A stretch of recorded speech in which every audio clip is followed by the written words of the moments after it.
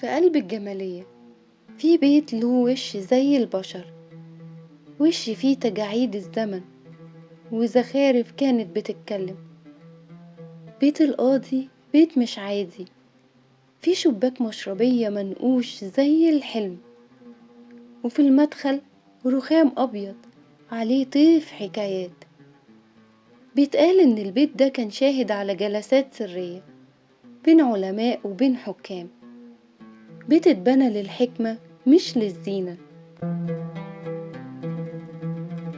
في يوم من الأيام قعد في ساحة البيت شيخ كبير وقال جملة فضلت تتردد في الحارة: العدل لما بيغيب الحيطان بتنطق. وكل جيل مر من هنا سمع نفس الصدى، وكأن البيت بيحفظ كلامهم ويحكي للي بعدهم.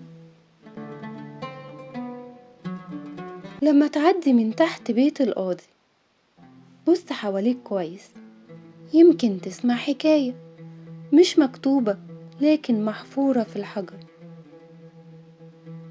أنا مروة حامد، وده وش من وشوش بتحكي، وش مش بني آدم لكن بيت.